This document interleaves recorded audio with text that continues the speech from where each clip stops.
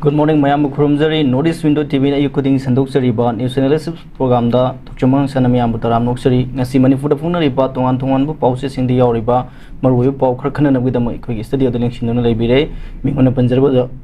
was our RINKU KHUMUKCHAM, Editor IMPHAL Times, was also Taram Noksari. The Han Masidi Nasi Manifu, the Funari, Tuan, Pauses in the Yoriba, Mori Paus in Tambit and Zadozaka Han, but the Sangai Express,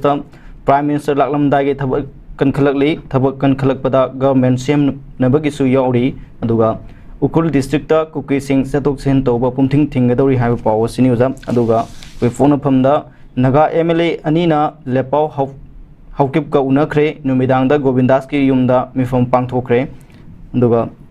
Konungi Kang Sing Bakitorum Pangtokre have a policy phone user, Aduga, Sanalai Bakta.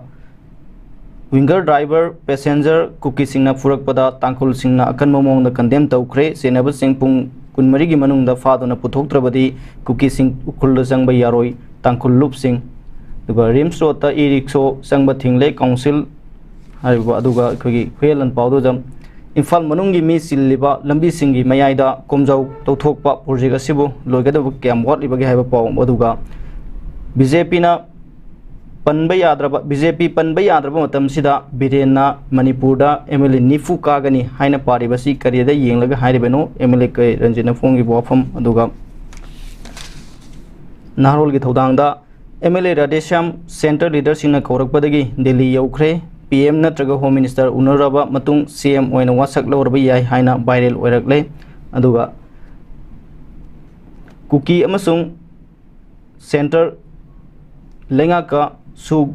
extension toner Gumari Lena, Jun Marida, me from Warishanagadi have a pause in user. High pause Simon the Han with like sending a sequel, Huzi, Manipurda, say any Hinzilaba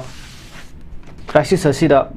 Kugi, Congress, my Gaidagi Yamkana, Kugi, Prime Minister Modi, Manipur Miamgi, my Gaidagi, PM Sula Laktaba, Aduga, Manipur Matanga from the Fondo, the Hibana Simbaka later to Kugi. Matang Tata Suksho and Lapi, I have a Tazaba, Yamna, Wang, Labor, Luna Naikogi, Mahana Lala Matamda, Sangar and Bayaba, Aduga Mahana Sakadrima from Sing Lunana, Manipur, Anoba, Lenga, and Shim and Navigata can clearly have a power of phone and habitat. High policy to the Kamai Bay. To me, Manipur, the Tuiba, Ransi, the Padiki and Miam, Benediva, or from Mati. Bharatki, Mapima Pani and a Ladiba, Prime Minister Sri Narendra. Damodar Narendra Modi se akhoi mak laktabakshi aduga maruoina Manipur da thoiba thogdoksi matangda mana wafam amata phongdoktaba aduga concern oina phongdoktaba haiba tai phongdokti haibadi yate masi makna parliament da matek ngangbada dum phongba yauki haiba tare adubu yauriba mana phongdoiba du magi state sida thoiba thogdoksida kayamna hakchinna lawdana Kamaina Kogi Pochi Lakshan Gadagi Habagi Wafam Num the Chang Davida Ngang Bamanba do plus a Queen Tohningba, the gay Santi Yam Tuna Pura Santi Shipur number local never told me I'm a packet but Kanogi Fuziki Ladiba, Manipugi Film City. BJP government to central Labani, Narendra Modi, Masasu, BJP Prime Minister ni, BJP degi tolakpa NDA Prime Minister ni, aduga Manipurda matamduda irangsi hobuzaza leki basu BJP government ni. Ana government ani lane double engine haina hire su ani lane matamduda lakshan gada yagadaba lakshan gadaba pot khara lakshal hudabudagi Kari soibadagi no haibudumati madudi tuan ba inquiry committee tege lamba committee justice lamba gi magi leidana ko mayam ama semaga huji thijeli adigi human rights violation gina adigi women and children gina koi gi justice marina ahumna nupi ahumna koi gi lead toroga thijan question ba mayam tawdana adum tawbadi tawri tawdabu Miamna Pami concerned the Manipur the two Irangsi, Quigi Tuna Lushanaba, Centerna, Henba Miang Sangba, to the Centerna, Henba Miang Sangba Havsida, Prime Minister Na Masigi, Wafamasi, Manipur Wafamasi, Yam Haksina Lowy Habagi, Magi indication, Amabo Toloktaba, on a Tainavada, Manipugi, Quigi Jaiba Manba, Manipuna, Malem de Ikaiba, Tualeka Hilemanba, Dumba, Kari Tokiba, High Wafam. Kwe dum tana kareko. Anda Sahi ani henjala kanda lurisi hana leramba popular government du ma chief minister du resign tawkre resign tawuda ma responsibilities moral responsibilities lawugi wafam du magi keno du da ipan pande thabak si thuna paikhat na ba center da paikhat pinabagi mong amakta resign tawkibani tawkro matungda anauba leader ama khanba ngamdabadagi February gi 12 da president rule si lakhibani president rule si laaba matungda akhoi mi amana asa tawnabasi president rule si direct lairagadi political hand side says for example community amagi MLA sing atopa community amagi MLA sing na sanaba politics yaur magasu adagi plus miyeng communal oiba miyeng da yeng dana akhoi gi president rule sina lairiba akhoi gi irang si losin gadra haibagi thajaba ama yam chaung leinagi dana ayamba mi myam ama thagatnagi haibtare akhoi samaksu ai samakki oina su ai gi newspaper da ha mana president rule se lak matam ai phajana welcome tawjaki expectation mayam amuga loina irang si losin gani haibai wafulom amada koina adusu welcome tawjaki tawudabu thahum henjalaba thamari phajala kadarba phawbuda irang si laksin na bu honaba amaga kano si mutual understanding je porokna baki road map yat na ba kedwa du honaba gi mahutta irang si hena escalate tawna na ba tawbagi mong ama urakpa karium matamda security force na bauta khoi irang si hena thon na bagi machak orakpa thodok sing thengnarakpa for example khoi gi Bishampur district ki kano da khoi gi mafam mada asagi security force in low changbu yaro na changan gi daba loina na BSF SSB gi game level from the gi man inak naktana level mada militant sing no mai kapthar akanda khoi gi farmer sing phone ba ai low singu bagi thabak si tawdana ba cha ba thak pasi gi production se tawdana ba mong man ba thau mayam cha tharak pa adagi somda pawra birumda su khoi gi kari laitan pokpida khoi thokiba thodok aduga security singna mere spectator oina leiba siguma mayam sidagi pendaba adagi manipur thaba bus chelubada security force mutalakpa sigumba thoram singsina leiriba president rule sibu irang sinamthanaba leiribra natraga koisu tasengna khaidokna leiribra haibugi wakan achowama mayam sida phongnarakpadagi hujiksi ningpu saungnaraga lei aduga moi tainabam si khangdabani na leiriba MLA minister oramba sing hujikna suspended animation da leiriba assembly se dissolve torabani na haibtare no not dissolve assembly se animated suspension da leirabani na moi se leiriba sing sida miyam sina saurakpa aduga tawriba potsida na koina daita lawdana kaigi damakta anoba government semdribano adu natragana fresh election kaigi tawdribano haibana singba haidi moyi sacrificial spirit ama sum yawraktaba uba aduga amaromdana ngasagi thoiba thodoksida miyamna blame tawrise ayamana political party BJP sida aina tawre masim masana tabani thaudang lawrubadi daita lawrubadi daita du mapung phana pangthokpa ngamdraba aduga state bu phadana ran tawngamdragadi leiriba akhoi gi oisunu b oisunu congress bu oisunu BJP bu oisunu handakti BJP nu oiba matam chida lehaudrabanina tahaudrabanina yam chaungna makhoida sauningba akhoi gi mayam gi keno se saubse dum phongdoi haiba tai tawudabu MLA oina leiribanina makhoisu thabak khara pangthok tabai adabagi pendabagi keno sida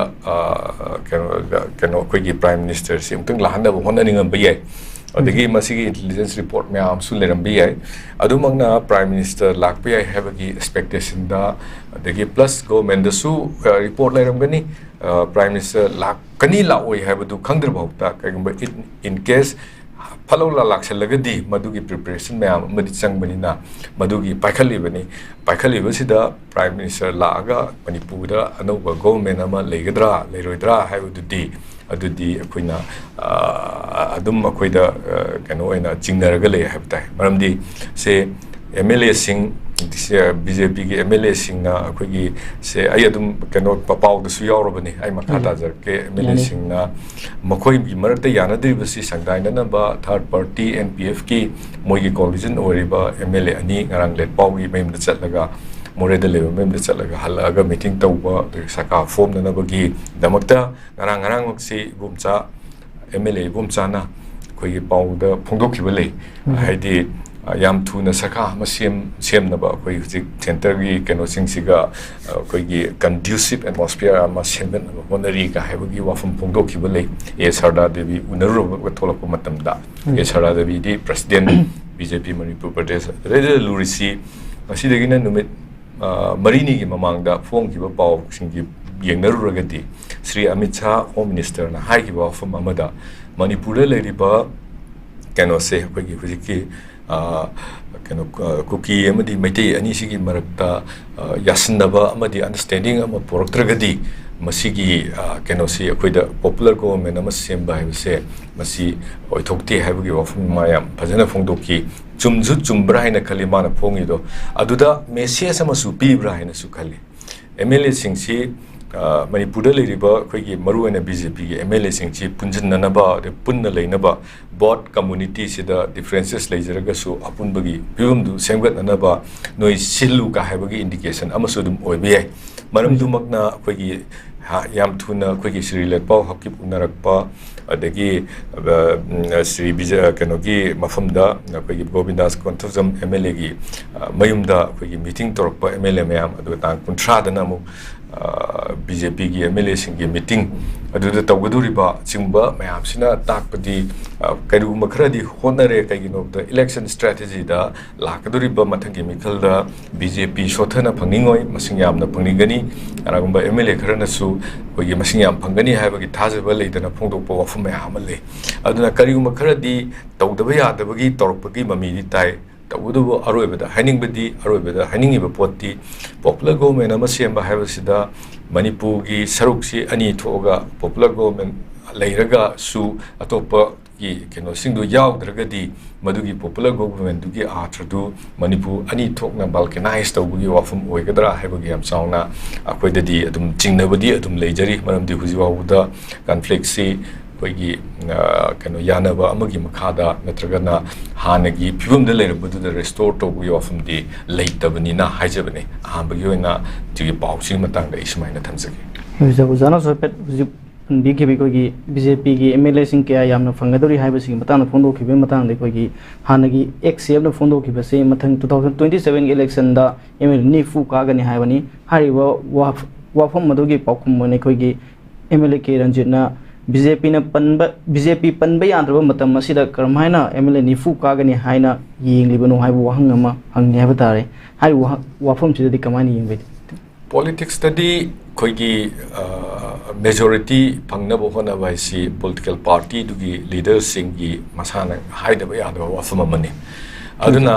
congress ki deputy CLP haibutare Sri K Ranjit Singh mana phongdu iba CLP oramba hujikna MLA ko adu deputy CLP ni ma dum hujik mana kono gi koigi community hall ama wanguda sangabu matamda mana phongdu isi pendaba ama thoibe irangsi makha tahalakanda khoi mayam sida wahaliba sigi pot sida masi pumnamakki fault se saka pariba matamdugi BJP na khoi keno tawba ngamdabadagi control tawba ngamdabadagi thokpani haibasi wakal ama lere aduda maone hena yamna sentiment orangadaba emotion orangadaba pot amati magi kendra da leba magi prajasina kwaidagi hena dinatre atopa prajasu dum wai tawdubu magi kendra sisu yamna wagiba aduga lan yamna kapakhiba sunu si leibam jahong khangdana leihiba aduga mafam oibanina mana masigi matang sida ma yam pendaba leramgani matamduda mana security force piro habda pirakitaba madu BJP agenda oibra ka hina mangonda khanbusu oirambe aduga tholaiba thabuk sida miyamna BJP haragadi political party haragadi thajanadre habasine adubu hagana yengba matamda miyam china thajaba political party se manipur da leibra leitabra habadu masuni aduga claim da BJP gi nifu kagani kain habadu hoi chumi haningambagi kagani habagi adugumba politics amadi yam phajana tawre aduga madu karoi habadugi madu pangai da habani oithokpa yaroi manipur gi politics ta habagi poram kakta chali animakki asoiba amana makoi se party based political kano sida sanarakanda political party sida leirakanda sida board se karakpagi porama adumaina haidi adubu khangadabadi ideology oina party to bu nungsidana party to gi damaka lep kanda party to the first party next kano na nation kind of layer first nation second party kind of lady report sigum bagi pot sing sidi sida tawraga yaw hiba politician sida tawra vote ka hiba politician de manipur da masing jamde nate ayamana bu leitabra hena khalli sidi akhoi di leirisi political party gi wanate personality oriented oiba tawbungamba shapi bangamba thada bangamba migi keno me amche keno lothok bangamba power sina bangamba adu mi singdana khoi vote se ka bi chana bi se lisang sina lai hojik so dum chathari tawbudu handaki di mai hongna chakhebnina khoi BJP gi government leina kanna honara bhawda miyam gi sentiment na makhoida di maithi pirage haibi wakhalon makakta Sri khoi Bimol Akoijam MP oina khoi Manipur miyam na thagat khibdo aduna miyam gi asawbuduna adu lei habadumati utpanina Sri Ranjit ki wafam chi su adum mana pai hajambane haibasu dum oibe tawdabu hambagi Manipur gi miyam se khoi moigi wakal moke agitation oisunu any program oisunu lisang sitna tawriba thabak to loidri bhawta haidi keno goal phangdri bhawta wakhandu da churaga leraga madugi wafandu da chathagani habagi keno sima akhoi miyam sida kar short sighted oiba haitare yam ten na akhoi keno se lawra kan da hekta kauthu e se armed forces special power act ki wafum da harasu tha taruk tingattana irang toromani tha taruk ki matung da kauthokini kauthokraga atopa keno ma helakani adumai tawdana hojik thoibasi hoi hambagi dudi irang oibagi yam kanna irang thokpagi tawbadagi miyamgi asawa miyamgi pendaba achumba miyamgi keno do kholau do thokraga su matung tarakpadadi hana gi hamu haina usi makunda mu hanjanba haiba film duda khoi election si ngasai gi sen gi matengna madagi muscle power gi matengna sinara kadra haibagi akibadu adum leitab nate adana miyam khudimaksi kayam gyan tarage haibadu handak ki sidadi gyan tabam di thobani tasu tarabani matung da tarakre tar oidra haibagi wafum amada yam chaungna khoida huji sodum chingnaba phaujari maramdi hujik tokai tariba civil society organization singi oiro adagi kaithel khoi enmaira pai bi gi oiro marak sida leiba machui taibagi wakal khenabagi aduga hoi pandam budi apunba manipur gi pandam da salasu tokai na chatpagi pot amo oibna magi interpretation da chatpanina mathagi election sida hoi paratam bi gadori biram yamna maithi khrawa khoi thabak tawangam gidraba political party ma khoi keno maya keno tap bi gadori bra natraga ano facing da khallaka da miyam sina keno gi khoi national political party sing nataba ano khoi regional da based of one natraga independent oisnu ano face Manipur kanbangam gadaba nahauri sing pulap thagala katra haibagi akoida adugi keno dumasu adum khanaba adum yai haibtare adugi keno se political gi akoigi keno se akoigi understanding of politics se masigi se miyam pummada koi paksina sandopung amabra haibagi wafulum se si issue da koi da nainaba darka oi hariba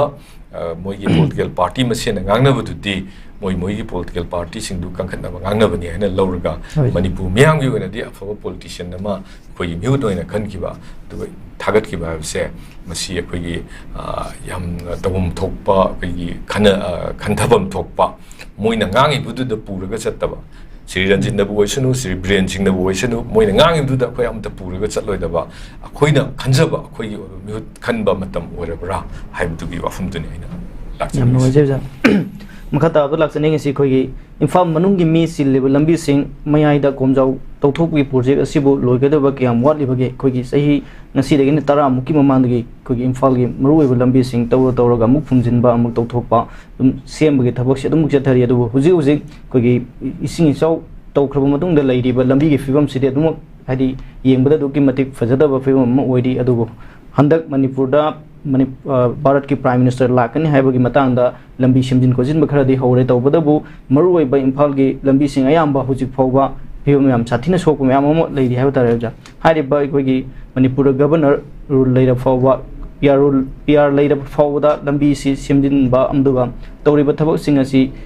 mangam shan da film da myam no nari habi tare hai kui policy di kamai ye be kumpuraba serious project se hoja kumpuraba serious project se masina imphal manung da kayam yamna quality leina ba semki matamduda yamna akoigi awaba miyam se awaba mayok na yam chaw chaw kom toraga semki ba khoi adum khanghawi aduna phase 1 ni bu haibane adiki phase 2 yemu lai hai phase 3 yemu lai hai mathang mathang tawdana tawi tawudu masigi quality si maintain tawdaba tudi kisampat leriba koigi serious se kisampat ki dadi keno da pude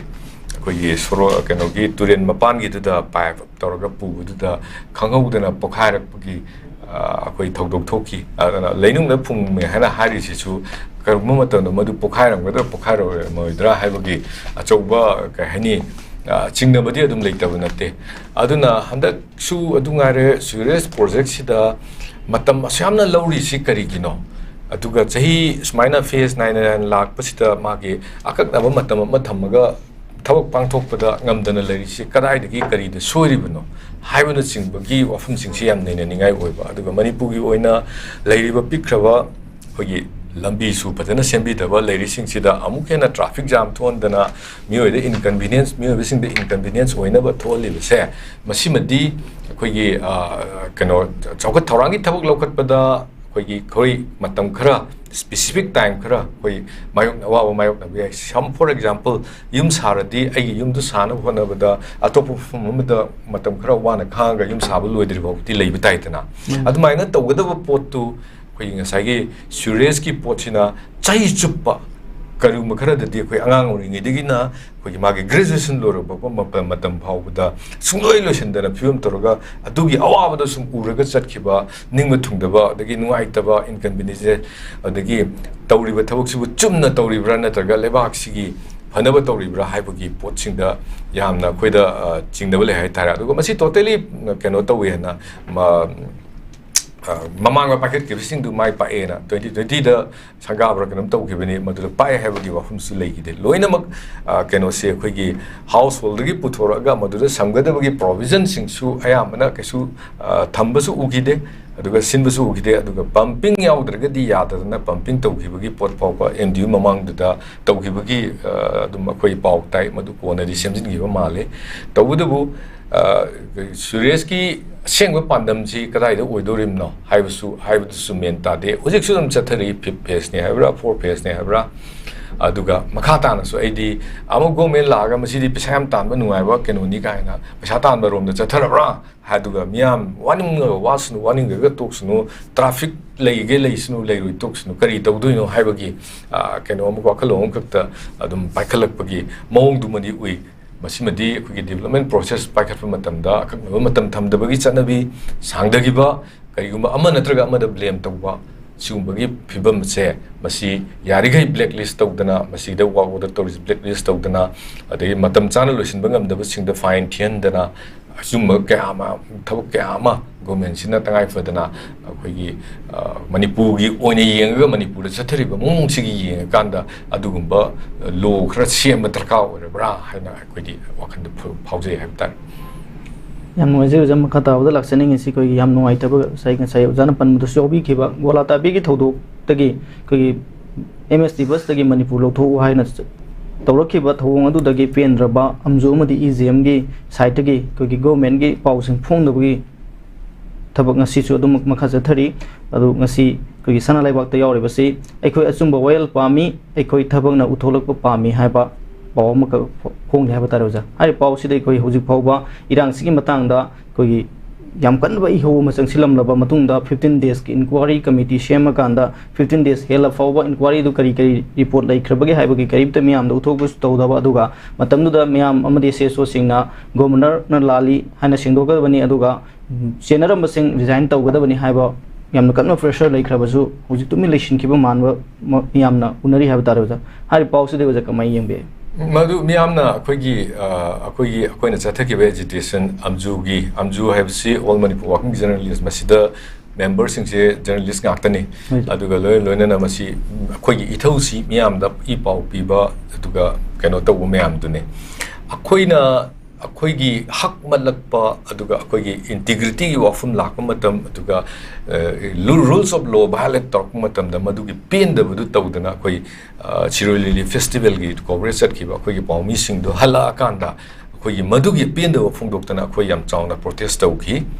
protest ꯇꯧꯕꯗꯨꯗ even ꯃꯗꯨꯒꯤ ꯅꯨꯃꯤꯠꯇꯨꯗ ꯒꯕꯔꯅꯔꯗ ꯑꯩꯈꯣꯏ ꯀꯩꯅꯣ memorandum ꯑꯃ ꯄꯤꯁꯤꯟꯈꯤ governor ꯃꯇꯝꯗꯨꯗ ꯎꯈ꯭ꯔꯨꯜꯗꯒꯤ ꯍꯜꯂꯛꯇꯕꯗꯒꯤ ꯄꯤꯁꯜꯂꯝꯃꯒ ꯂꯥꯛꯄꯅꯤ ꯍꯥꯏꯔꯤꯕ ꯅꯨꯃꯤꯠꯁꯤꯗ ꯑꯩꯈꯣꯏ ꯌꯥꯝ ꯆꯥꯎꯅ ꯑꯩꯈꯣꯏ ꯀꯩꯅꯣꯁꯤ ꯑꯩꯈꯣꯏ ꯄꯥꯎꯁꯤ ꯂꯦꯞꯄꯁꯤꯅ ꯃꯌꯥꯝ ꯍꯥꯏꯅꯔꯝꯕꯅꯤ ꯑꯗꯨꯕꯨ ꯑꯩꯈꯣꯏꯒꯤ ꯏꯊꯧꯗꯤ ꯑꯩꯈꯣꯏꯅ ꯄꯥꯎ ꯂꯦꯞꯄꯤꯁꯤ ꯀꯔꯤꯒꯤꯅꯣ ꯍꯥꯏꯁꯦ ꯃꯤꯌꯥꯝꯗ ꯈꯪꯍꯜꯂꯝꯗꯅ ꯀꯔꯤꯒꯤꯗꯃꯛꯇ ꯂꯦꯞꯇꯣꯏꯅꯣ ꯍꯥꯏꯕ ꯋꯥꯐꯝ ꯑꯃ ꯂꯥꯛꯄꯗꯒꯤ ꯑꯩꯈꯣꯏ ꯄꯥꯎꯁꯤ ꯉꯁꯤꯗꯤ ꯂꯦꯞꯄꯒꯨꯝꯁꯤ ꯑꯩꯈꯣꯏꯗ ꯊꯣꯛꯏꯕ ꯊꯧꯗꯣꯛꯁꯤꯡꯁꯦ ꯑꯩꯈꯣꯏ ꯄꯥꯛ ꯁꯟꯅ ꯏꯔꯀꯥꯟꯗ ꯐꯣꯡꯗꯣꯛꯑꯀꯥꯟꯗ ꯑꯩꯈꯣꯏꯒꯤ ꯃꯊꯪꯒꯤ ꯅꯨꯃꯤꯠꯇ ꯖꯦꯅꯔꯦꯜ ꯁ꯭ꯇ꯭ꯔꯥꯏꯛ ꯀꯩꯅꯣ ꯑꯩꯈꯣꯏ ꯖꯦꯅꯔꯦल ꯕꯣꯗꯤ ꯃꯤꯇꯤꯡ ꯑꯃ ꯇꯧꯔꯒ ꯀꯔꯤ ꯋꯥꯔꯦꯞ ꯂꯧꯁꯤꯒꯦ ꯍꯥꯏꯕꯒꯤ ꯄꯣꯠ ꯑꯃ ꯂꯥꯛꯄꯗꯒꯤ ꯐꯣꯡꯗꯣꯛꯑꯀꯥꯟꯗ ꯖꯦꯅꯔꯦल ꯕꯣꯗꯤ ꯃꯤꯇꯤꯡ ꯇꯧꯔꯕꯅꯤꯅ ꯄꯥꯎꯗ ꯑꯩꯈꯣꯏꯒꯤ ꯏꯔꯤꯕꯁꯤꯡꯗꯨ ꯀꯩ ꯍꯥꯏꯅꯤ ꯏꯟꯚꯣꯜቭ ꯇꯧꯔꯤꯕꯁꯤꯡꯗꯨ ꯊꯕꯛ ꯇꯧꯕ ꯉꯝꯃꯣꯏꯗꯕꯅꯤ나 ꯅꯨꯃꯤꯠꯇꯨꯃꯗꯤ ꯄꯥꯎ ꯐꯣꯡꯕ ꯂꯦꯞꯁꯤ ꯍꯥꯏꯕꯒꯤ ꯗꯤꯁꯤꯖꯟ ꯑꯃꯈꯛꯇ ꯑꯩꯈꯣꯏ ꯂꯦꯞꯅꯔꯀꯥꯟꯗ ꯑꯩꯈꯣꯏꯅ ꯃꯗꯨꯗꯩꯗꯨꯗ ꯑꯩꯈꯣꯏꯒꯤ ꯄꯥꯎ ꯐꯣꯡꯕ ꯂꯦꯞꯄꯤꯉꯩꯗꯨꯗ ꯑꯩꯈꯣꯏꯒꯤ ꯄꯥꯝꯕ ꯑꯩꯈꯣꯏꯅ ꯄꯥꯝꯃꯤꯕ ꯗꯤꯃꯥꯟꯁꯤꯡ ꯑꯗꯒꯤ ꯀꯩꯅꯣ ꯇꯧꯗꯅ ꯇꯧꯏ ꯑꯗꯨꯗ ꯒꯕꯔꯅꯔꯒꯤ ꯑꯣꯐꯤꯁꯇꯒꯤ ꯑꯩꯈꯣꯏꯒꯤ ꯃꯤꯍꯨꯠꯁꯤꯡ ꯀꯧꯔꯛꯑꯀꯥꯟꯗ ꯎꯅꯗꯅ ꯈꯣꯠꯅꯗꯅ ꯍꯥꯏꯔꯀꯥꯟꯗ ꯃꯣꯏꯅ ꯑꯦꯁꯨꯔꯦꯟꯁ ꯄꯤꯔꯤꯁꯦ ꯀꯃꯥꯏꯅ ꯄꯤꯒꯦ ꯅꯨꯃꯤꯠ 35ꯅꯤꯁꯤꯗ ꯏꯟꯚꯦꯁꯇꯤꯒꯦꯁꯟ ꯏꯟꯀ꯭ꯋꯥꯏꯔꯤꯁꯤ ꯑꯃ ꯇꯧꯔꯀꯥꯟꯗ ꯏꯟꯚꯣꯜቭ ꯇꯧꯔꯤꯕꯁꯤꯡꯗꯨ ꯑꯩꯈꯣꯏꯒꯤ ꯃꯥꯒꯤ ꯄꯅꯤꯁꯃꯦꯟ ꯄꯤꯕ ꯍꯥꯏꯕꯗꯨꯗ ꯌꯥꯅꯔꯀꯥꯟꯗ ꯑꯩꯈꯣꯏꯁꯤ ꯊꯣꯛꯂꯛꯄꯅꯤ ꯖꯔꯅꯦꯂꯤꯁ ꯑꯃ ꯑꯣꯏꯅ ꯑꯩꯈꯣꯏꯅ ꯃꯗꯨꯒꯤ ꯄꯣꯠꯇꯨ ꯍꯥꯏꯖꯔꯒꯁꯨ ꯒꯣꯚꯔꯟꯃꯦꯟꯠꯒꯤ ꯄꯥꯎꯁꯤꯡ ꯕꯣꯏꯀꯣꯠ ꯇꯧꯕ ꯍꯥꯏꯁꯦ ꯁꯤꯃꯗꯤ ꯑꯩꯈꯣꯏꯒꯤ ꯑꯣꯏꯕ ꯑꯩꯈꯣꯏꯒꯤ ꯋꯦ ꯑꯣꯐ ꯄ꯭ꯔꯣꯇꯦꯁꯅꯦ ꯃꯁꯦ ꯑꯩꯈꯣꯏꯒꯤ ꯑꯦꯛꯇꯤꯚꯤꯖꯝ ꯑꯣꯏꯔꯒꯁꯨ ꯑꯦꯛꯇꯤꯚꯤꯖꯝ ꯖꯔꯅꯦꯂꯤꯁ ꯑꯣꯏꯔꯒꯁꯨ ꯗꯖꯟ ꯃꯤꯟ ꯗꯦꯠ ꯑꯩꯈꯣꯏꯅ ꯁꯣꯔꯣꯛꯇ ꯆꯠꯇꯅ ꯑꯗꯒꯤ ꯐꯤꯔꯥꯟ ꯄꯨꯗꯅ ꯑꯗꯒꯤ ꯄ꯭ꯂꯦ ꯀꯥꯔꯗ ꯇꯧꯗꯅ ꯅꯠꯇ꯭ꯔꯒ ꯕꯟ ꯇꯧꯗꯅ ꯇꯧꯕꯗꯣ ꯑꯩꯈꯣꯏꯒꯤ ꯀꯩꯅꯣ ꯅꯠꯇꯦ ꯑꯩꯈꯣꯏꯗ ꯄꯤꯕ ꯑꯩꯈꯣꯏꯅ ꯇꯧꯒꯗꯕ ꯊꯕꯛ ꯅꯠꯇꯦ ꯑꯩꯈꯣꯏꯒꯤꯗꯤ ꯑꯩꯈꯣꯏꯅ ꯄꯥꯏꯔꯤꯕ ꯀꯣꯂꯣꯝꯁꯤꯅ ꯃꯣꯏꯗ ꯌꯩꯕ ꯃꯣꯏꯗ ꯄ꯭ꯔꯣꯇꯦꯁ ꯇꯧꯕ ꯒꯣꯚꯔꯟꯃꯦꯟꯠꯁꯤꯕꯨ ꯍꯟꯖꯟ ꯍꯟꯖꯟ ꯃꯅꯥꯀꯣꯡꯁꯤꯗ ꯑꯩꯈꯣꯏꯗ ꯇꯥꯍꯟꯕ ꯑꯗꯨꯒ ꯃꯣꯏꯅ ꯗꯔꯀꯥꯔ ꯑꯣꯏꯕ ꯑꯩꯈꯣꯏꯗ ꯁꯤꯖꯤꯟꯅꯒꯅꯤꯅ ꯈꯜꯂꯤꯕꯗꯨ ꯁꯤꯖꯤꯟꯅꯍꯟꯗꯕ ꯍꯥꯏꯕ ꯄꯣꯠ ꯃꯌꯥꯝ ꯑꯃ ꯑꯁꯤꯗ ꯑꯩꯈꯣꯏꯁꯦ ꯄ꯭ꯔꯣꯇꯦꯁꯁꯦ ꯂꯤꯁꯥꯡꯁꯤꯅ ꯇꯧꯔ ꯂꯥꯛꯄꯅꯤ ꯑꯗꯣ ꯅꯨꯃꯤꯠ 35ꯅꯤ ꯁꯨꯔꯛꯄꯐꯥꯎꯗ ꯂꯣꯏꯁꯤꯜꯂꯛꯇꯕꯗꯒꯤꯗꯤ ꯑꯩꯈꯣꯏꯒꯤ ꯀꯩꯅꯣꯁꯤꯡꯅ ꯑꯩꯈꯣꯏ ꯖꯦꯅꯔꯦꯜ ꯕꯣꯗꯤ ꯇꯧꯔꯒ ꯃꯤꯇꯤꯡ ꯇꯧꯔꯀꯥꯟꯗ ꯈꯟꯅꯕ ꯃꯇꯝꯗ ꯑꯩꯈꯣꯏꯗ ꯀꯔꯤꯒꯤꯗꯃꯛꯇ ꯕꯣꯏꯀꯣꯠ ꯒꯣꯚꯔꯟꯃꯦꯟꯠꯒꯤ ꯄꯥꯎ ꯕꯣꯏꯀꯣꯠ ꯍꯟꯗꯣꯛꯏꯕꯅꯣ ꯍꯥꯏꯕꯁꯦ ꯃꯤꯌꯥꯝꯅ ꯂꯥꯟꯅ ꯑꯩꯈꯣꯏꯁꯦ ꯍꯟꯗꯣꯛꯈ꯭ꯔꯕꯣꯏ ꯈꯜꯂꯦꯕ ꯑꯩꯈꯣꯏꯒꯤ ꯏꯍꯧ ꯍꯟꯗꯣꯛꯇ꯭ꯔꯤ ꯑꯩꯈꯣꯏꯒꯤ ꯑꯦꯖꯤꯇꯦꯁꯟ ꯆꯪꯁꯤꯜꯂꯤꯑꯕ ꯑꯗꯨꯅ ꯑꯩꯈꯣꯏꯅ ꯀꯔꯤꯒꯤꯗꯃꯛꯇ ꯒꯣꯚꯔꯟꯃꯦꯟꯠꯒꯤ ꯄꯥꯎ ꯍꯥꯞꯄꯤꯕꯅꯣ ꯍꯥꯏꯕ ꯃꯇꯝꯗ ꯄꯥꯎ ꯍꯥꯏꯕꯁꯤꯗꯤ ꯄꯥꯎꯅꯤ ꯑꯗꯨꯒ ꯄꯥꯎꯗꯨꯗ ꯃꯤ ꯃꯌꯥꯝ ꯑꯃꯅ ꯃꯗꯨ ꯆꯨꯝꯃꯤꯕ꯭ꯔꯥ ꯆꯨꯝꯗꯕ꯭ꯔꯥ ꯑꯗꯨꯒ ꯃꯣꯏꯅ ꯍꯥꯏꯖꯤꯜꯂꯤꯕ꯭ꯔꯥ ꯃꯈꯣꯏꯅ ꯑꯩꯈꯣꯏꯁꯤꯡꯗ ꯑꯩꯈꯣꯏꯁꯤ ꯂꯥꯟꯅ ꯄꯨꯅꯕ ꯃꯥꯏꯑꯣꯟ ꯑꯃꯗ ꯂꯥꯟꯅ ꯄꯨꯅꯅꯕꯒꯤꯗꯃꯛꯇ ꯊꯕꯛ ꯊꯧꯔꯝ ꯄꯥꯏꯈꯠꯂꯕ꯭ꯔꯥ ꯍꯥꯏꯕꯒꯤ ꯀꯩꯅꯣꯁꯤꯡꯗꯣ ꯑꯩꯈꯣꯏꯒꯤ ꯏꯟꯇꯦꯂꯦꯛꯆꯨꯑꯦꯜ ꯁꯥꯔꯀꯜꯁꯤꯡ ꯂꯩꯔꯤꯕ ꯑꯩꯈꯣꯏꯒꯤ ꯄ꯭ꯔꯖꯥ ꯃꯌꯥꯝꯁꯤꯡꯁꯤꯗ ꯈꯪꯍꯟꯅꯕꯒꯤꯗꯃꯛꯇ ꯒꯣꯚꯔꯟꯃꯦꯟꯠꯒꯤ ꯄꯥꯎꯗꯣ ꯐꯣꯡꯉꯒ ꯗꯦꯟ ꯑꯗꯨꯒꯤ ꯄꯥꯎꯗꯨꯒꯤ ꯃꯔꯝꯗ ꯊꯤꯒꯠꯂꯒ ꯑꯃꯨꯛꯁꯨ ꯑꯩꯈꯣꯏ ꯀꯩꯅꯣ ꯇꯧꯕ ꯌꯥꯅꯕꯒꯤ ꯈꯨꯗꯣꯡꯆꯥꯕ ꯍꯥꯏꯗꯤ ꯄꯥꯎꯗꯣ ꯁꯨꯡꯐꯣꯡ ꯐꯣꯡꯗ꯭ꯔꯒꯗꯤ ꯃꯣꯏꯅ ꯁ꯭ꯀꯣꯂꯔꯁꯤꯞ ꯄꯤꯅꯦꯅ ꯂꯥꯎꯊꯣꯛꯑꯒ ꯇꯨꯃꯤꯟꯅ ꯑꯩꯈꯣꯏꯅ ꯄꯥꯎꯗꯣ ꯐꯣꯡꯗ꯭ꯔꯒꯗꯤ ꯁ꯭ꯀꯣꯂꯔꯁꯤꯞ ꯐꯪꯖꯒꯗꯕ ꯑꯉꯥꯡꯁꯤꯡꯁꯨ ꯂꯣꯏꯅ ꯃꯥꯡꯉꯦ ꯑꯗꯨꯒꯤ ꯄꯤꯗꯦ ꯍꯥꯏꯕꯒꯤ ꯐꯣꯂꯣ ꯂꯥꯛꯅꯅꯕꯒꯤ ꯄꯣꯠꯇꯣ ꯑꯩꯈꯣꯏ ꯀꯔꯝ ꯀꯥꯟ ꯇꯧꯈꯤꯒꯦ ꯍꯥꯏꯔꯛꯑꯒꯗꯤ ꯑꯩꯈꯣꯏ ꯔꯤꯀꯣꯔꯠ ꯑꯃ ꯂꯩꯍꯧꯕ ꯑꯃ ꯆꯪꯉꯦ ꯑꯩꯈꯣꯏ ꯄꯥꯎꯃꯤ ꯑꯃ ꯑꯣꯏꯅ ꯄꯥꯎꯃꯤꯒꯤ ꯑꯩꯈꯣꯏꯒꯤ ꯀꯩꯅꯣꯗꯨꯗ ꯏꯟꯐꯝ ꯆꯪꯉꯦ ꯅꯥꯎ ꯂꯥꯛꯏꯕ ꯄꯣꯠꯇꯤ ꯑꯩꯈꯣꯏꯒꯤ ꯄ꯭ꯔꯣꯇꯦꯁ ꯂꯦꯞꯇ꯭ꯔꯤ ꯑꯩꯈꯣꯏꯅ ꯄꯥꯝꯃꯤꯕ ꯑꯩꯈꯣꯏꯒꯤ ꯗꯤꯃꯥꯟ ꯐꯪꯗ꯭ꯔꯤ ꯐꯥꯎꯕꯗ ꯑꯩꯈꯣꯏ ꯁ꯭ꯂꯣꯒꯥꯟ ꯁꯤꯖꯤꯟꯅꯔꯒ ꯑꯗꯨꯗꯒꯤ ꯑꯦꯗꯤꯇꯣꯔꯤꯌꯦꯜꯗ ꯑꯩꯈꯣꯏꯒꯤ ꯒꯣꯚꯔꯟꯃꯦꯟꯠꯒꯤ ꯑꯩꯈꯣꯏꯒꯤ ꯖꯁꯇꯤꯁ ꯄꯤꯌꯨ ꯍꯥꯏꯕꯁꯤ ꯑꯩꯈꯣꯏꯒꯤ ꯈꯕꯔ ꯑꯩꯒꯤꯗꯁꯨ ꯑꯗꯨꯝ ꯏꯖꯩ ꯑꯇꯣꯞꯄ ꯈꯕꯔꯗꯁꯨ ꯑꯗꯨꯝ ꯏꯔꯛꯑꯦꯅ ꯈꯜꯂꯦ ꯉꯁꯤꯃꯛꯁꯨ ꯁꯅꯥ ꯂꯩꯕꯥꯛꯇ ꯏꯔꯛꯏꯕ ꯄꯣꯠꯁꯤ ꯄꯥꯎꯃꯤꯁꯤꯡꯒꯤ ꯑꯁꯥꯎꯕ ꯍꯟꯗ꯭ꯔꯤ ꯒꯣꯚꯔꯟꯃꯦꯟꯠꯅ ꯄꯥꯎꯃꯤꯁꯤꯡꯁꯤ ꯊꯦꯝꯃꯦ ꯍꯥꯏꯅꯁꯨ ꯈꯟꯕꯤꯒꯅꯨ ꯄꯥꯎꯃꯤꯁꯤꯡꯁꯤꯅ ꯑꯃꯨꯛ ꯍꯧꯖꯤꯛꯇꯤ ꯃꯥꯏꯜ ꯑꯣꯏꯕ ꯑꯩꯈꯣꯏꯒꯤ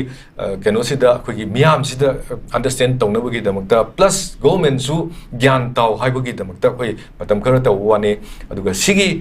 ꯃꯊꯪꯗ ꯂꯧꯈꯠꯂꯛꯄ ꯑꯩꯈꯣꯏꯒꯤ ꯀꯩꯅꯣꯁꯦ ꯐꯪꯗ꯭ꯔꯒꯗꯤ ꯃꯁꯤꯒꯤ ꯃꯊꯪꯗ ꯂꯧꯈꯠꯂꯛꯄ ꯑꯩꯈꯣꯏꯒꯤ ꯑꯇꯣꯞꯄ ꯑꯦꯖꯤꯇꯦꯁꯟ ꯑꯃꯗ ꯃꯗꯨꯗꯩꯗꯨꯗ ꯑꯣꯟꯅ ꯇꯩꯅꯕꯗ ꯑꯩꯈꯣꯏꯒꯤ ꯑꯣꯏꯕ ꯁ꯭ꯇ꯭ꯔꯦꯇꯦꯖꯤ ꯑꯃ ꯈꯟꯅꯔꯒ ꯍꯦꯟꯅ ꯀꯟꯕ ꯃꯑꯣꯡꯗ ꯆꯪꯁꯤꯟꯁꯦꯅ ꯂꯦꯞꯄꯛꯄ ꯇꯥꯔꯒꯗꯤ ꯒꯣꯚꯔꯟꯃꯦꯟꯠꯁꯤꯁꯨ ꯑꯗꯨꯝ ꯃꯀꯣꯛ ꯈꯔ ꯑꯗꯨꯝ ꯁꯥꯒꯗ꯭ꯔꯥ ꯍꯥꯏꯅ ꯈꯜꯂꯤ ꯀꯩꯒꯤꯅꯣꯕꯗ ꯍꯧꯖꯤꯛꯇꯤ ꯃꯦꯗꯤꯌꯥꯁꯤ ꯏꯝꯐꯥꯜ ꯈꯛꯇꯗ ꯁ꯭ꯇꯛ ꯇꯧꯔꯒ ꯂꯩꯇ꯭ꯔꯦ ꯃꯅꯤꯄꯨꯔ ꯈꯛꯇꯗꯒꯤ ꯍꯦꯟꯗꯣꯛꯇꯕ ꯅꯠꯇ꯭ꯔꯦ ꯃꯦꯗꯤꯌꯥꯁꯤꯗ ꯐꯣꯡꯕ ꯄꯣꯠꯁꯦ ꯄ꯭ꯔꯤꯊꯤꯕꯤ ꯄꯨꯝꯕꯅ ꯄꯥꯏꯌꯦꯕ ꯃꯅꯤꯄꯨꯔꯗ ꯐꯣꯡꯕꯁꯦ ꯑꯗꯨꯅ ꯃꯁ꯭ꯋꯥꯏꯗ ꯂꯩꯔꯤꯕ ꯒꯣꯚꯔꯟꯃꯦꯟꯠꯁꯤꯅ ꯌꯥꯝꯅ ꯍꯛꯆꯤꯟꯅ ꯖꯔꯅꯦꯂꯤꯁꯁꯤꯡꯒꯤ ꯗꯤꯃꯥꯟꯁꯦ ꯃꯁꯤ ꯂꯧꯕꯤꯒꯗꯕꯅꯤ ꯑꯗꯨꯒ ꯃꯣꯏꯅ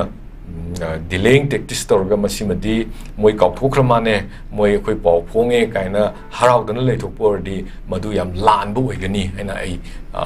government gi maikei da ai personal side tagi su sengdokchari on behalf of the journalist fraternity dagi su aina masigi wahishba fumsi thamjari madudi akhoi ngasi baw da khongjing do handoktri akhoi gi pandam phangdri baw da khongjing changchin ki gani adubu mode of agitation dudi journalist oina leirubani na all ga akhoi gi tawba tabani kano dudi phangnaba pandam dudi phangnaba chathagi gani hai tai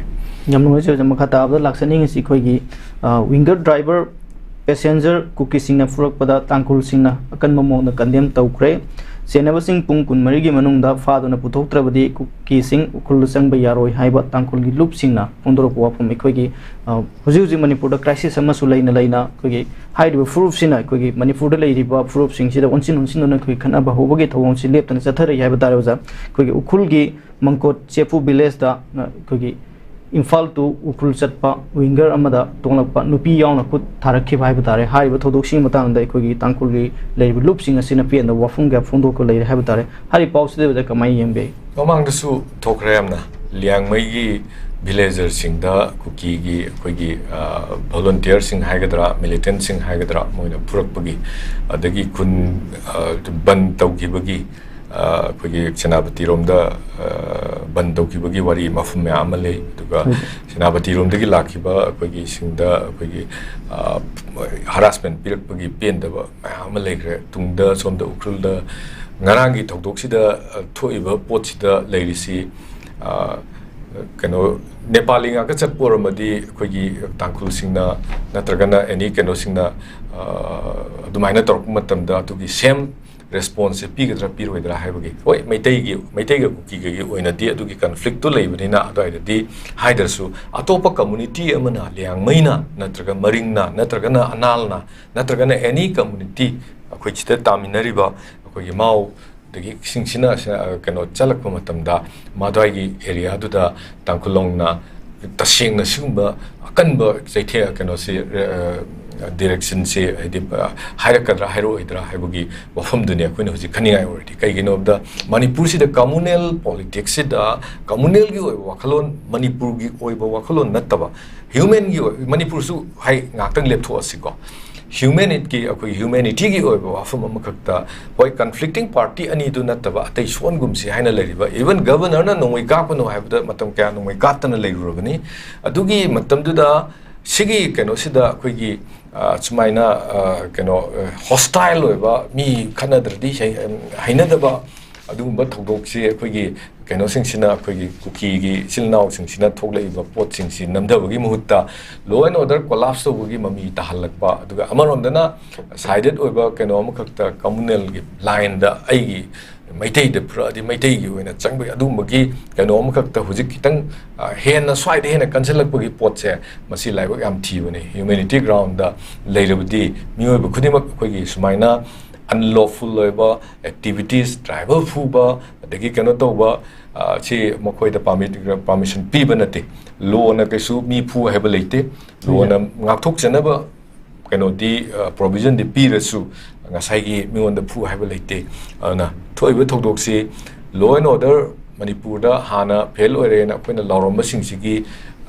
additional example of failure of law and order ni manipur gi lambi singsi leiriba security force samne yang sina ngak pangamdre kasunataba motorcycle thoba anina fawbada koigi line wa biradi waterga mob injustice mob violence thon bangam bagi adai kano khara lower kanda pangtau da tawba sigi chatna bisima yamna koigi huji manipur da chathare sima ya sima su adum clear ore masi maitei ga madi kano da confine oraktre any community da masi potse nepali sing da mayum da kauraga kuki sing na koigi chip sing na kauragan da mokoigi lamdu kano oina ba panchayat kano oidana ba koigi adc oina ba gi wafum thokiba ko edum leire sida leiriba communal politics sing da communal gi oiba pam sagat pe sida encourage to man ba koigi hujik leiriba president rule se masidai sida koi peningai oide manipur da law and order fail oire se hanjan harga labani aduga constitutional na piriba constitutional machinery singsi masisu koigi phajana cripple oire makong tia gumba mane oire chalaiba ngamdre aduga mioyba singna hak constitutional rights singsi phangba ngamdraba aduma lamamane akoi oire hana India government si akoi Manipur the fail oraba adugumba kaino ma national ma oire ana hena fail oibagi India government na Manipur si ngak ngamdre Manipur si marom dong left center bagi magi hak to akoigi haidi decision do miyamna akoigi lawrak na bagi sum gi hajen bagi mo makak sum keno to base chatharak pase masi nungai ba paung nate aduga government na sum thabak sing si hena section na sum thodok sing si thoktan da lak ba thabak si study tawrakanda madu thoktan ba kari legi ado akoigi government na phajana khanbibam thoi haktai yam nungai jeu अरोब लाक्सनिंग की MISA cookie सु group Singh सु extension मरी लेना जून मरी worry सानगदौरी है कोई तांकक अनिरक थोकना worry सानख्र मतुंगदा कोई cookie की लेरिबा कोई केनो UPF की लुसिंग बसिंगा जुलाई मरी वरी सान जुलाई मरी वरी सानदुना कोई वरोइसिन अमा कोई थो मणिपुर थोलिबा क्राइसिस असिगी अचौबा इन्वॉल्वमेंट अमा ओइ हाइना मियामना ngangnariba सिगुम की सु ग्रुप सिंह असिगा कोई MISA का सानगदौरी वरी असिगी करी आशा तौनिंगाय लेयो अखोइना खंगे कोई सुसी सस्पेंशन ऑफ ऑपरेशन द लेरिबा सिंह सिना मरु ओइना कोई हंदकी मणिपुर थोइबा इरांग सि थोन बने एफसी तोंगान बा एविडेंस सिंह कोई एकदम थमजगरे MLA सिंह CSO सिंह मकोई कोइदा मिटेई की मथक लान तगने बे हाइबा कांगु सिंह सि मकोई सिंह सि सेंट्रल गवर्नमेंट वरी साना मतमदा अखोइदी सस्पेंशन ऑफ ऑपरेशन द लेरिबा सिंह सिना हाइबा लाइन दु सकनी मकोइना साना बिउ हाइबा सिबा हाइग्रबने अदुना सिगुम्बा मरकसिदा सस्पेंशन ऑफ ऑपरेशन द लेरिबा सिंह सिना मरु ओइना थोन बनी हाइबा सि खंगबनिना अदु मसी 2024 February last week February 29 have tare adu labs oigraga leiraba adugumba suspension of operation ki agreement ni masi channa di yaroi dawni tawudabu abrogate tawre so high day extend tawre so high day amuk leirabani na sai area sida moi the problem khara lerangani sugi kangu singna maru oina lerangada problem amukti moi gi thagi stipend hojiki su channa traba labs oigraba matung da de lising taruk phangbadu phangamaro ena khalle adagi somda moisingsi akoigi moisingsinena akoina blame chum tawra abnina akoina example myam pikala abnina su sida sana oina su wari sana oina su moina haira abnina sana rabnina MSA na su suspension of operation ki kangrusi kamdongna kamain tawra kanda akoigi moise thamsige kaiba khanarambe हाइबगी खनरंबे हाइबदी मोइसे progress तौगे हाइनदी खनदबा माली मरमदे they are always proxy element नेबको मोइसे आइदी मोइना हाइनी इंडिया गवर्नमेंट ना प्रॉक्सी होज काइनो द दे नेबर अकोइद मोइना इंडिया गवर्नमेंट की सिक्योरिटी फोर्स अंत द नोइ काकिदे अदो मोइदी अकोइगे गैंगस्टर ओइना लुट तौदना मचा मचा फम द अकाइ पीदना लेरंबदगी 2005 त अकोइगे मकोइसे सस्पेंशन ऑपरेशन ने तौगिबने सीज फेयर याउदना तौगिबा सस्पेंशन ऑपरेशन ने काइनो द मकोइनी की मरकता सीज फेयर लेने की दे कई नोंगई जो कामना दना कमाई चीज पे लेदुनो नोंगई कामना दम हम खक्ता माइना तौरगा तौगिबनी करंबा डिप्लोमेटिक कनो हम खक्ता सुसी तौरइबनो नत्रगना मखोइना थोइकी मसिगी सुगी सुदे लेरिबा कादर सिंगसी proxy element oina tasengna sinargena masi punjelnaba aduga moi pot se semnaba tawreibra haibse akoina adum masi khangaga leirabani if in case hujiki sub suspension of operation si makha tana sangdor agadi India government na masana semjaba koigi guidelines koigi rules ko adagi ground rule haitare aduda inagiba yanagiba singdo loi soirabani adu khangabani loina moina violate tawrabani sugi elements sing sina violate tawrabani habdo adum khangabani aduga hadak wari sanagoda bi yauri sing si mi aduga plus moina amuk verify tawuda mi lising ani ga sani khatani tawgibodo madudagi recruit tawbe yaroina tawgibani adu machine kaya amuk recognize tawrkaduri no habdo adusu akoida chingnaningai oi aduna as long as hujiki suspension of operation si MHA na sangdongna ba honara agadi madu manipugi irang si loisinge haibagi pandam amakakta koina moina honarakpa nate masi koigi mogi oiba potta proxy element se dum sinanaba aduga keno tawbugi mong amada dum chatharai tawdabu akogi kholau su khara tai habdu khangdabugi mong amakakta mogi game sing du reallocate tawba haide question laga lai se asma phum khara hongdokpagi wafum di dum panba dum tai adai daga yana rakata masi pose extension se moina di government di tawkadaba mali MSN torokado mali masi toropasi koigi hena koigi moida pangan kankal na bagi machak oina thokragadi makoigi anoba ground lo sem ni hais da sumu masing hingat pe ai ka haragadi manipugi kenosi tasengna manipugi phumsi tangdu leitana lehen basi koigi phatte kaina khanba manba government gi attitude ama phongdok pani haina aidi lawgani haitar yam nungai jai oja ngasi oja ge silma tam ke kai thopi da ngasi notice window tv ne sandok sari pan news analysis program da saru ya bibu ge damakta roibu oja bu su kai khunu usari meng dabi punong fusu amukan na kai khunu puruna kunung khrum jari Hakchang phana thamge hairabadi iramda masimakta da leiba khwaidagi pharaba hospital singi manungda ama oiriba Babina Hospital leijari mafam asida thajaba yaraba amadi sel yamna changdana specialty kunhen bada ana layeng bagi khudong chaba pizari pediatrics cardiology cosmetic surgery amadi specialty makal makha kayada aikhogi specialist singna marik chumna thawai hakchang yauna layeng jari aduna state wangmada amu kari gi chatlugani aikhogi manipur da su hogikti awang bathaki healthcare fanglabada matam mangan biraganu sel hena tingan biraganu aikhogi specialist singdagi malemgi apaba thaki layeng patap yumpam oiba service lobiu Babina Hospital where hope meets compassion akupa marol gidamak Babina Hospital Sajiwa Jail Road Khabai Soi Imphal East Lengsing birau natraga aikhogi phone number 6909390666 ta call tawbirau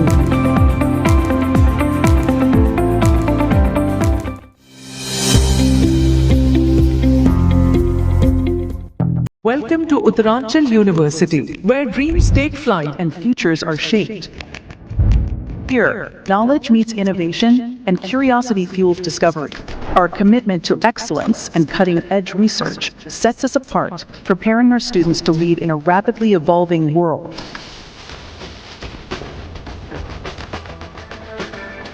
But it's not just about academics. At Uttaranchal University, we believe in nurturing well-rounded individuals.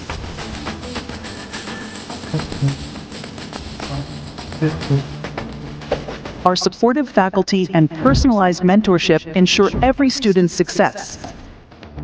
Join us where opportunities abound and dreams become realities. Enroll now.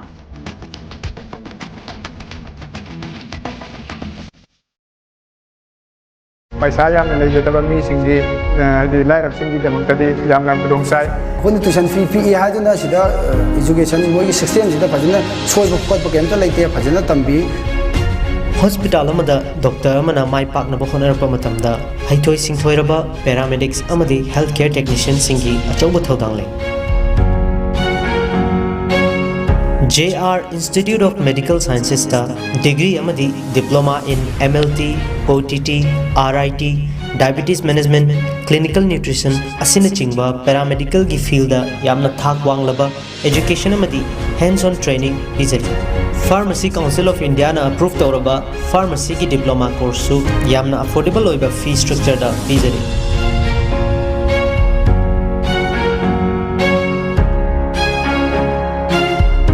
ICOJ paramedical gi OTT department da semester exam thajari ke go hostel visit ki khudong chabam leire ko aduga amana akoni tuition fee PE haduna sida education mogi system sida phajana soiba khotba kemta leite phajana tambi isagi lab matik chana leiba library matik chana leiba so hostel matik chana leiba na maram moraga hospital da akoni hostel visit adum de chatba fange akoi loijadraga so adum nursing doctor singna akoi da lead tawbiraga ko akoi da takpidana yam experience adugi experience yam leije ana ngas hoje fawba second semester tamakpasida agonda kaimta awatpa awaba haidi kaimata leite kaigina harganda akoi da dum facilities adum phangali lab ki facilities adagi akoi na khangningba hainingba puna hospital chatlaga oiro lab ta chatlaga oiro akoi dum tawe institute asina piriba khudong chaba ase mayam punna lomina se punna tamina se khudong chaba mayam se lomina se mayam se punna tamina free counseling session amasung direct admission gidamak makhada piriba number sida call tawbiduna khudong saba asi lobiyo.